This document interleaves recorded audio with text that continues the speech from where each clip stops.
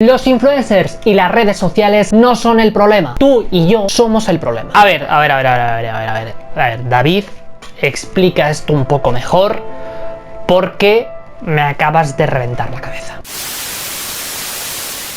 A ver, para llegar a ese punto, para llegar a explicarte no por qué tú y yo somos el problema, sino cómo tú y yo podemos ser parte de la solución, tengo que ponerte un poco en contexto. Como seguramente ya sabrás si estás viendo este vídeo, es que uno de los tiktokers más conocidos, Naim Darrechi, en la reciente entrevista que ha tenido con Mosto Papi, que es un youtuber también bastante conocido y que, bueno, pues se dedica, entre otras cosas, a hacer entrevistas donde a las personas que entrevista y que habla con ellas les pregunta sobre hábitos en la cama, pues evidentemente las declaraciones de este chico no es que hayan sido polémicas, sino que son realmente peligrosas. Y en el vídeo de hoy quiero hablar por qué y quiero sobre todo dar explicación a algunos de los comportamientos que han tenido tanto uno como otro para salir de esa situación. Y sobre todo si de alguna forma la psicología puede explicar este tipo de comportamientos y qué podemos hacer para prevenirlo. Desde aquí, y por supuesto antes de continuar, quiero dejar clara mi posición y mi opinión sobre todo esto.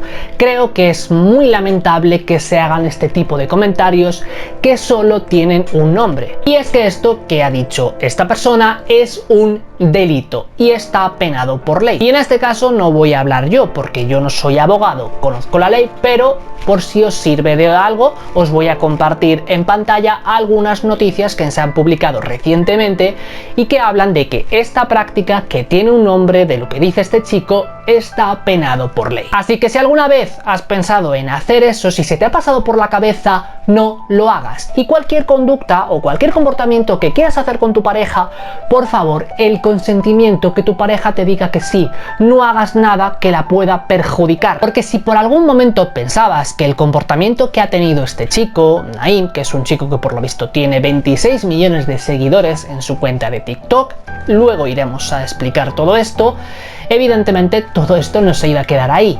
Hay mucho más. Y es que en un intento de disculparse por todo esto y de explicar su comportamiento, ha tenido algunas declaraciones que, bueno, no han dejado indiferentes. Os la pongo. A vez yo he hecho la mala acción, ¿vale? Pero quiero que esto marque un antes y un después, de verdad. O sea, la gente se pregunta, pero ¿cómo este chico puede tener 19 millones y 26 millones y 19 años? ¿Cómo puede ser?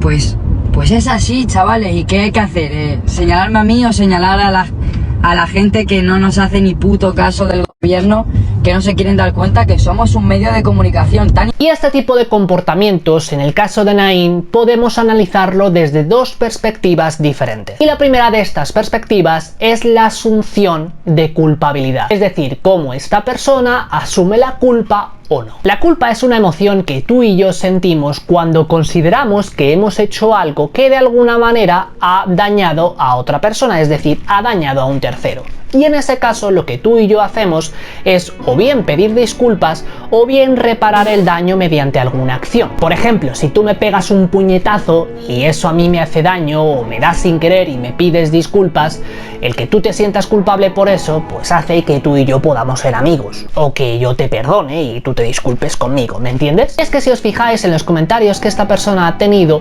vemos cómo de alguna forma u otra trata de eludir la responsabilidad de sus acciones. Es decir, de dar distancia emocional al daño causado a terceros. Y esto es algo muy frecuente en redes sociales cuando, por ejemplo, nos enfocamos hace unos meses en hablar del caso de Marina Yers o con las declaraciones que cada 2x3 esta chica tiene, que de alguna forma u otra siempre elude la responsabilidad de sus actos. ¿Y si yo he hecho todo esto para que tengáis mi atención y decido de una vez que nos ayudéis? Y esto es muy característico cuando esa persona no tolera muy bien el hecho de asumir una responsabilidad o de lidiar con esa culpabilidad que genera el dañar un daño a un tercero. Y esto es algo que evidentemente si cogemos sus declaraciones iniciales, si cogemos que esta persona lo que dice es que cuando mantiene relaciones con chicas oculta parte de la información, vemos que esta persona directamente no es consciente del daño que pueda ocasionar a un tercero. Es decir, que ni siquiera asume esa responsabilidad antes de ejercer el daño. Esto, como te digo y como digo muchas veces, es importante tener en cuenta el contexto y tener en cuenta que un influencer, un creador de contenido, un youtuber, al final lo que crea es una marca asociada a un producto, una marca asociada a lo mejor a esa persona en concreto. Y en este caso muchas veces se aprovechan de este tipo de declaraciones para que su marca coja más peso, es decir, para que al final esto se hable o se use para hablar de esa persona y su marca siga creciendo y siga cogiendo posicionamiento. Porque hay veces que estas personas lo que han asumido de alguna forma en sus vidas es que la mejor manera de recibir atención, la mejor manera de que hablen de ellos es que hablen mal, porque es mejor que hablen mal a que no hablen nada de ti. Seguramente te estás preguntando, vale, pero esto de alguna forma lo que hace es que esa persona no tenga ningún tipo de escrúpulos o que de alguna forma manipule a las relaciones que tiene o las personas que tiene. ¿Por qué no deja de hacerlo? Porque tenemos que resumir esto o ir a la esencia de todo esto, a cómo funciona una red social.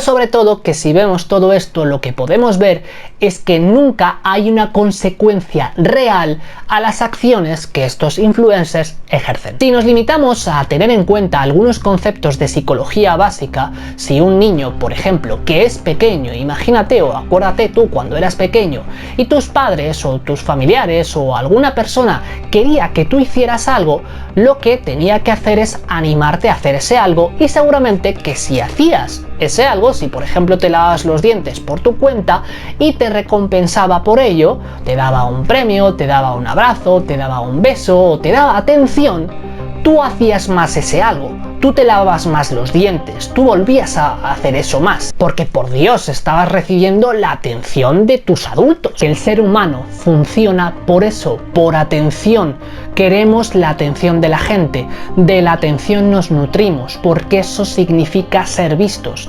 Eso muchas veces va enfocado a ser queridos. Entonces, si este chico de alguna forma u otros influencers lo que están obteniendo es atención, es mirada del público, es reconocimiento, que se hable de ellos y que la marca siga creciendo, no deja de ser una forma diferente de obtener esa atención. Pero ¿qué puede pasar si a lo mejor cuando tú intentas hacer algo la consecuencia es negativa, es algo malo para ti? Probablemente dejes de hacer ese algo. Por ejemplo, imagínate que te estás pensando en apuntarte al gimnasio y la primera vez que vas al gimnasio, que vas a hacer deporte, te lesionas, con lo que tú has intentado hacer eso. Lo que va a pasar es que seguramente dejes de practicar ese deporte, porque ha habido algo aversivo. Entonces, en este caso es cuando entramos tú y yo. Es cuando tú somos los responsables o somos parte de la solución de todo esto. ¿Por qué? Porque tú y yo podemos apoyar a un creador o a una creadora a un contenido que nos parezca mucho más sano y que su contenido siga creciendo. Y de esta forma los creadores o creadoras que tienen un contenido que no nos gusta o que nos parece nocivo, si dejamos de darles voz, si dejamos de consumir su contenido, evidentemente todo esto, este tipo de conductas tendrán menos peso. O si en este caso la mayoría o gran parte de la gente que sigue a estos creadores de manera educada, es decir, sin volver a lo que ellos hacen, a lo que ellos realizan, a esa agresión, a esa vejación hacia el otro, si directamente dejamos de consumir su contenido y decimos a partir de ahora no te voy a seguir y quitamos la suscripción o les dejamos de seguir y pierden esos seguidores, probablemente estas personas capten realmente el mensaje, si no nada funcionará. Vale, y ahora vamos con la esencia, con la perla de lo que seguramente te estás preguntando, de lo que seguramente que habrás visto al principio del vídeo y habrás visto muchos mensajes en redes sociales, especialmente en Twitter, que es la red social del infierno. Seguramente te estás preguntando por qué, o incluso lo habrás criticado, ¿por qué Mosto Papi se ríe? ¿Cómo que? Pero bueno, tío, ¿qué dices, tío? Porque habrás visto gente que dice que esa risa nerviosa es parte de una reacción habitual, parte que critica, y tú dirás, chico, ¿y tú qué opinas? Como siempre te digo, no se trata de lo que yo opine, sino de lo que pueda aportar la psicología. Y la psicología tiene mucho que aportar de todo esto, porque en cierto modo es tanto una cosa como la otra. Porque sí que es cierto que este tipo de risa o risas muy similares pueden ser propias de momentos incómodos y de una reacción que es incontrolable por el propio cuerpo.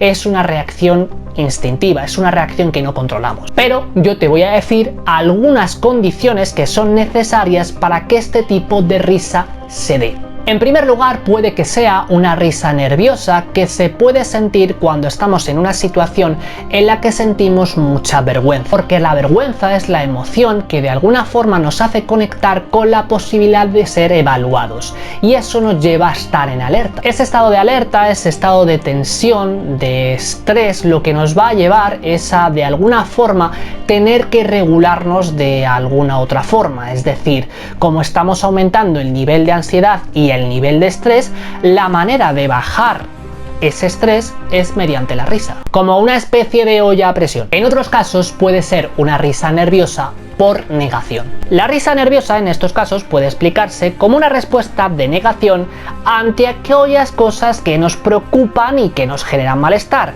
y fingimos inconscientemente que esas cosas no existen o que su relevancia es menor. La clásica persona que de alguna forma cuando le preguntan por un tema complicado, por un tema complejo que le afecta, se ríe o ironiza por la situación para reducir la tensión en el ambiente y en lo que está pasando. También puede ser un efecto calmante, como un efecto analgésico. En este caso el cerebro se pondría en una especie de estado de alerta, buscando disipar una situación complicada con una respuesta que normalmente se considera como positiva. Intenta de esta forma hacernos pensar, oye, que todo va bien, dando lugar a una mayor relajación. Actuaría buscando de esa forma nuestro cerebro un estado de calma en una situación que realmente es estresante o se vive como estresante. Ahora, sí, esto es algo que es incontrolable, que no depende de nosotros, porque las emociones, las sensaciones y los pensamientos no dependen de nosotros, pero sí depende de nosotros lo que hacemos con ello. Si tú, por ejemplo, con la persona que estás entrevistando no coincides en valores o consideras que lo que ha dicho es un peligro, es un delito o es algo que va a perjudicar a terceros, a personas que puedan escuchar esto o a un público que pueda acceder a ese tipo de contenido, es importante que actúes en consecuencia con tus valores personales. Que tú no puedas controlar una respuesta de tu cuerpo no justifica que tú no puedas actuar en consecuencia, y tú sí puedes hacer algo con todo esto. Tú lo que puedes hacer es no publicar esa entrevista, o bien si la entrevista ha sido en directo, cortar esa parte, o bien si la entrevista no se puede modificar, decidir borrarla, decidir no publicarla y de esta forma tratar de actuar en consecuencia. Esa persona evidentemente trate de culpar al gobierno, trate de culpar a terceros y de esa forma elude la responsabilidad sobre sus propias acciones, no es tu responsabilidad, pero la tuya sí que es, como creador de contenido, actuar en consecuencia de unos valores personales que tú consideras los más correctos, que tú consideras los más sanos. En este caso yo os hablo desde la parte psicológica, pero hay muchos creadores y creadoras de contenido que publican un contenido mucho más sano y que merece mucho la pena apoyar. Yo, por ejemplo, el contenido de Ibai es un contenido que consumo, que apoyo, que comparto, porque creo que puede ser una gran influencia y que puede ayudarnos a cambiar las cosas, no solo sobre todos estos temas, sino sobre los temas que visibiliza. Este es un vídeo que la verdad no tenía pensado hacer, no es el tipo de vídeos que suelo hacer, pero creo que si este contenido os gusta, si este contenido más diferente a lo que suelo publicar habitualmente, analizando personajes o analizando canciones o series, lo que sea, analizando un contenido más de actualidad, podríamos hacerlo porque creo que podemos aprender mucho. Nada más, si este vídeo os ha gustado, me ayudaría mucho si podéis compartirlo. Si esta es la primera vez que veis este canal, que veis este vídeo, os animaría a que os suscribáis. Y nada, nos vemos en próximos vídeos, un saludo y hasta la próxima. Hasta luego.